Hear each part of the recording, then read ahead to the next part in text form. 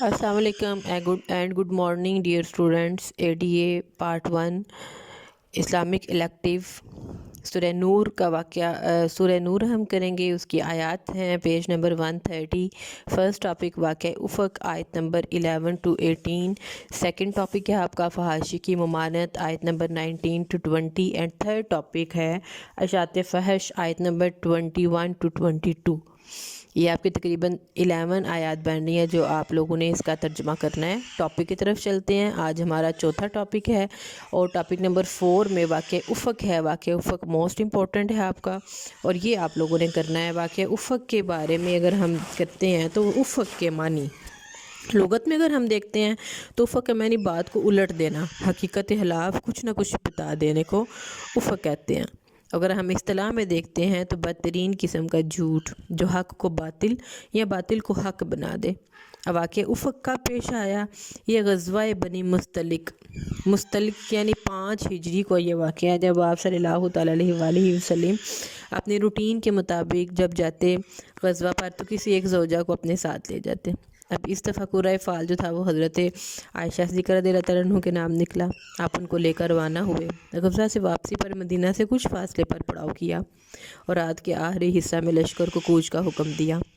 حضرت عائشہ اس وقت قضائے حاجت کے لیے باہر گئی ہوئی تھیں. جب ان کا ہودج یعنی پالکی اٹھایا گیا تو یہ سمجھا گیا کہ وہ اندر ہے. اس میں ان دنوں میں ان کا وزن بہت کم ہو چکا تھا بھوک کی وجہ سے، تو اٹھانے والوں کو پتہ نہ چلا کہ حضرت عائشہ اندر ہیں یا نہیں. جب وہ واپس آئیں تو قافلہ جا چکا تھا. حضرت عائشہ اپنی چادر لے کر لیٹ گئیں اور سو گئیں کیونکہ انہیں پتہ تھا کہ جس صحابی کی ڈیوٹی ہے کہ جو بعد میں ایک صحابی کے پیچھے ڈیوٹی ہوتی تھی ہر لشکر کے بعد کہ وہ اس جگہ سے گزریں اور دیکھیں کسی کا سامان کوئی فرد نہیں رہ گیا اس کو ساتھ لے کر آ جائیں. اب اس وقت ڈیوٹی پر تھے حضرت صفوان بن معطل سلمہ جو کہ قبیلہ حضرج کے تھے. انصار کے قبیلہ حضرج سے ان کا تعلق تھا. وہ اس ڈیوٹی پر مامور تھے. جب وہ واپس آئے تو انہوں نے پہچان لیا کیونکہ جب احکام پردہ سے پہلے بھی احکام نازل نہیں ہوئے تھے اس وقت انہوں نے حضرت عائشہ کو دیکھا ہوا تھا. حضرت صفوان نے کہا انا للہ و انا الیہ راجعون پڑھا اور اپنے اونٹ پر ان کو بٹھا کر لشکر میں لے آئے. اب یہاں پر جب منافقین کو پتہ چلا تو انہوں نے اس واقعے کو خوب پھیلایا اور حضرت عائشہ پر معاذ اللہ ثم معاذ اللہ زنا کا الزام لگا دیا.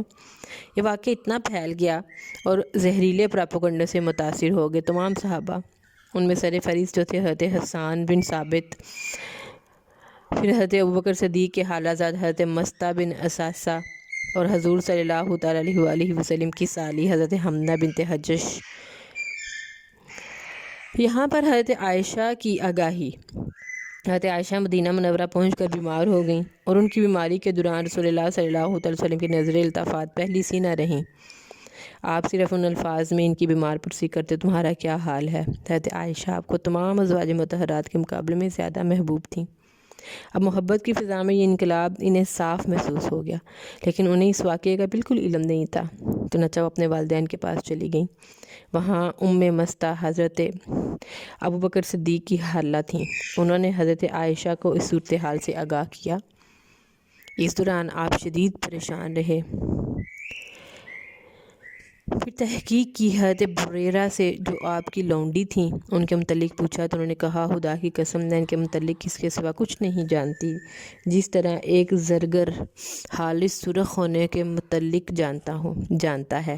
زرگر جو سونا بناتا ہے ایک خالص سرخ سونے کے متعلق جیسے جانتا ہے. تو آپ صلی اللہ تعالیٰ علیہ وآلہ وسلم کو پتہ تھا کہ میری بیوی معصوم ہے لیکن آپ نے خاموشی اختیار کر لی یہاں تک کہ بذریعہ وحی برات عائشہ کہ حضرت عائشہ کو مبارکباد دی اور فرمایا کہ اللہ نے تمہاری برات کا اعلان کر دیا. اللہ نے فرمایا ہے سورہ نور میں لولا اذ سمیعتہ ظن المؤمنون والمؤمنات بانفسہم خیرا وقالوا ھذا افک مبین کہ جب مومنوں اور مومنات نے اسے سنا تو کیوں نہ عائشہ کے بارے میں اچھا گمان کیا اور کہا کہ یہ تو کھلا بہتان ہے. تو یہ حضرت عائشہ رضی اللہ تعالیٰ عنہ کی خوبصورتی ان کا دیکھیں کہ اللہ تعالیٰ نے خود ان کی پاک دامنی کی قرآن مجید میں گواہی دے دی. اب یہ واقعہ افق اس کے کچھ مقاصد بھی تھے. کہ معمولی واقعہ نہیں تھا، اسلامی معاشرے کو ہلا کر رکھ دیا، کیونکہ اس کا نشانہ براہ راست آپ صلی اللہ تعالیٰ علیہ وآلہ وسلم کی ذات کو بنایا گیا۔ اب اس میں مقاصد کیا تھے دشمنوں کے؟ کہ تحریک اسلام کی مضبوطی کو ختم کیا جائے، کہ جس مضبوطی سے یہ پھیل رہی ہے اس طرح ہم حملہ کریں۔ اس سے پہلے جنگ خندق ہو چکی تھی اور وہ بہت سٹرونگ جنگ رہی۔ اس جنگ خندق کے کافروں کو سوچ بھی نہیں تھی کہ اس طرح کا طریقہ بھی کیا جا سکتا ہے۔ پھر مسلمانوں کی اخلاقی برتری کا خاتمہ کرنا مقصد تھا، مسلمانوں کے درمیان تفرقہ ڈالنا مقصد تھا، کہ یہ اتنی آپس میں ان کا اتنا اتفاق ہو رہا ہے مہاجرین اور انصار کا آپس میں، تو اس میں ہم تفرقہ ڈالیں۔ اب اس سازش کامیاب ہو گئی۔ اب یہ سازش جو تھی ان کی، وہ انصار اور مہاجرین کو آپس میں لڑانے میں بھی تھی۔ وہ کس طرح کہ ان کا اتحاد ختم ہو۔ حضرت عائشہ رضی اللہ تعالیٰ عنہ جو مہاجرین سے جن کا تعلق تھا اور جن پر الزام لگایا گیا، حضرت صفوان جو میں پہلے بتا چکی ہوں کہ قبیلہ انصار کے قبیلہ حضرت سے تھے۔ پھر رسالت پر حملہ تھا کہ آپ صلی اللہ علیہ وسلم کی سب سے لاڈلی زوجہ۔ پھر حضرت ابوبکر صدیق رضی اللہ تعالیٰ عنہ پر حملہ تھا کہ ان کی بیٹی تھیں حضرت عائشہ، ابوبکر صدیق رضی اللہ تعالیٰ عنہ کی بیٹی تھیں اور آپ صلی اللہ علیہ وسلم کی بیوی تھیں، اور ڈائریکٹ ان پر حملہ کیا گیا کہ ابوبکر اس سے پریشان ہو کر اسلام سے دور ہو جائیں اور اس طرح یہ تحریک کمزور ہو جائے۔ تو یہ دشمنان اسلام کے مقاصد تھے۔ اب اگر ہم دیکھتے ہیں کہ واقع افق وہ بہت بڑا فتنہ تھا جس نے مسلمانوں کو ایک طرف تو ہلا کر رکھ دیا، لیکن اس شر کے باطن سے کچھ خیر کے پہلو بھی برآمد ہوئے۔ وہ خیر کے پہلو کیا تھے؟ کہ آپ صلی اللہ علیہ وسلم کا اعلیٰ کردار، آپ نے خاموشی اختیار کی، آپ نے کوئی اعتراض نہ کیا اپنی اہلیہ کے متعلق، اپنے صحابی کے متعلق، حالانکہ آپ جانتے تھے کہ یہ دونوں پاک دامن ہیں، لیکن آپ نے سارا فیصلہ سب سے بڑے قاضی یعنی اللہ تعالیٰ پر چھوڑ دیا، اور اللہ تعالیٰ نے پھر ان کی بے گناہی کی گواہی دی۔ حضرت عائشہ کی اعلیٰ ظرفی، اس میں ایک پہلو یہ تھا کہ آپ نے حضرت حسان بن ثابت اور باقی تمام صحابہ کو معاف کر دیا، دل سے معاف کر دیا، ورنہ کسی کی ذات پر کوئی پرسنل ہو کے اٹیک کرے تو اسے معاف کرنا بہت مشکل ہو جاتا۔ پھر ازواج نبی کا بلند کردار، کہ اس فتنے میں تمام ازواج مطہرات نے حضرت عائشہ کا ساتھ دیا، حالانکہ اگر سوچا جائے تو سوتن کا ساتھ کوئی بھی نہیں دیتا، بندہ کہتا ہے موقع ملا چلو اپنا نکال لو کام، لیکن یہاں پر حضرت عائشہ رضی اللہ تعالیٰ عنہ کے ساتھ ان کی تمام ازواج مطہرات موجود تھیں۔ کہنے کو وہ سوتن تھے، لیکن انہوں نے حضرت عائشہ کا ساتھ دیا اور ان کی پاک دامنی کی گواہی دی۔ حضرت عائشہ کے لیے اعزاز کی بات تھی کہ آپ کے لیے تمام مومنات اور امہات المومنین سب سے بلند ہو گئیں، کہ اللہ تعالیٰ نے بذریعہ قرآن آپ کی برات کے بارے میں آیت بھیج دی۔ حضرت ابوبکر صدیق کا مثالی کردار یہاں پر نمایاں ہوا۔ حضرت مستہ جو حضرت ابوبکر صدیق کے خالہ زاد تھے، ان کے اخراجات میں حضرت ابوبکر صدیق ادا کرتے تھے گھر کے، جب انہوں نے الزام لگایا تو ابوبکر صدیق نے ان کی مدد بند کر دی، لیکن سورہ نور میں ہی اس طرز عمل سے منع کر دیا گیا، تو انہوں نے نہ صرف ان کی امداد بحال کر دی بلکہ اس کو اور زیادہ کر دیا۔